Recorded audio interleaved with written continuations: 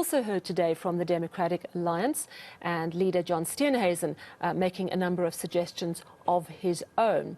But at the same time, the city of Cape Town is really forging ahead, trying to become more and more independent of the Eskom grid. And some progress was made today. Ayesha Ismail joins us from Cape Town to tell us all about it.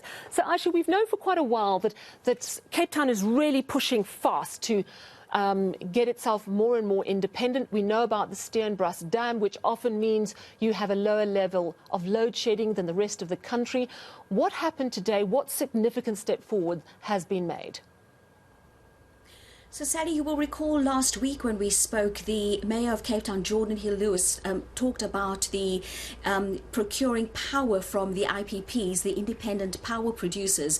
And today he went a step further and he was talking about certain regulations that have now been amended to allow for small-scale embedded generation, those involved in small-scale embedded generation, to now produce more power. Now, just to explain that a bit, before they were limited in how much power they could produce, but now the city of Cape Town is saying, please go ahead, produce as much as you can.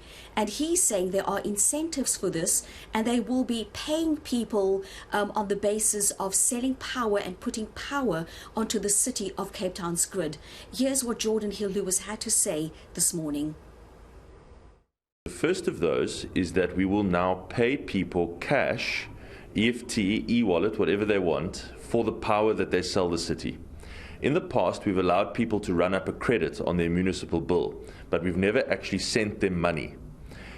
We are now changing that so that we can actually, if people want to receive money, income for the power that they sell the city, they can do so. We will pay them for it. And we are hoping that this incentivizes huge investment in the small-scale embedded generation space, particularly in the commercial customers, those with big roofs, factories, warehouses, those kind of things, where they can generate a significant amount of power and feed that back to the city. We'll pay them for it now in cash. Secondly, in the past, we would let you run up a credit, but only until your bill got to zero. In other words, over any 1 year, you still had to be what we call a net consumer. You still had to use more power than you produce. We are now flipping that around. We're ending that net consumption requirement. We're saying you can produce more power than you use in the city of Cape Town, and we will take as much as you can give us. We want as much as we can get, obviously, because our primary policy focus is to end load shedding. This is interesting, Ayesha, because, I mean, this is a way to earn money, first of all. And I can see people, I mean, this relates to individual households, am I right? Yes. Yeah. So, Sally, although the city of Cape Town is talking about companies involved in producing power, they're also saying that the time will come where the city will call on residents of Cape Town to also start producing power, and not only producing power for themselves, but they can also start generating power, which they will then be able to put onto the city of Cape Town's grid, and in that way they will be able to make money. And as the mayor said initially, they will be able to pay you in cash, they will be able to e-wallet, and they'll even do an EFT, because the main aim here is for the city to generate as much power as possible so that they can end load shedding. But I also spoke to some people who are involved in solar production, involved in renewable energy, and they were saying to me that they have got the skills, they've got the expertise, and they are there and they're waiting to help the city of Cape Town and also other municipalities to produce clean, green energy at an affordable rate. Let's listen to what this person had to say. My company is a vertically integrated company. We are the investors, we are the engineers, we engineer, we design, we construct, and we sell power. So basically we do have sites that we own where we sell generated electricity to our private sectors, private off-takers, and then we do have those ones which you call EPCs, like the one that we are at right now. Yes, so we just construct for the client, they own it, and then we just construct and design and construct it for our off-takers. I mean, this, I have to say, it's really leading the way, isn't it, Ayesha? Because we know that there have been a number of proposals to really allow municipalities in good standing to have this sort of freedom. But what we're seeing in many ways is the City of Cape Town seems to be pushing forward really quickly, because in previous interviews with the City of Cape Town, they have told me that the writing of the regulations has to be very clear and very careful. So I presume that is all in place.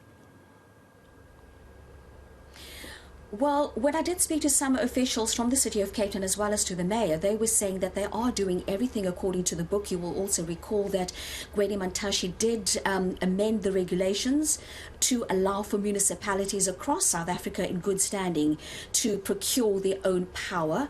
And the city is also saying with the new steps that they will be implementing, they're making sure that they are going according to the book and also going according to the rules and regulations of the Municipal Management Finance Act, because they don't want to be called out and say you did not go according to the rules. But what's also interesting is that, you know, people think that this is going to happen overnight. It's not going to happen overnight, although the city has now put all the processes, and there are processes in place to start to get the wheels running.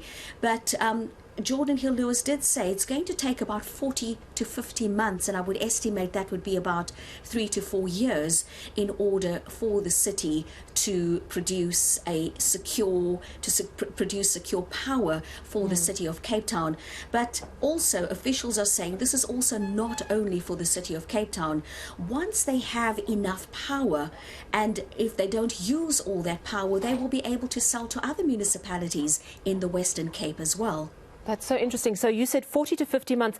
Is that a time frame? Because I want to chat to you quickly about the time frames. Is that a time frame for Cape Town to get off grid completely, or is that for these small-scale embedded generators to start selling back? My understanding is that it's to get off the Eskom grid completely, and the Mayor did qualify that and clarify that by saying, and if that will happen, if they get rid of all the red tape and all the registration and processes, and they appealing to Gwede Mantashe to get rid of the red tape, it's to allow the City of Cape Town to move ahead smoothly so that they can get off the Eskom grid in 40 to 50 months' time. All right, that's very interesting. So that's the longer term, but of course the small-scale embedded sale, that's something that is happening immediately, is my understanding from what you've told us. Very interesting. Sorry, did you want to say something, Ayesha? No, that is correct. They've started the process, and also remember they've already gone to market for IPPs.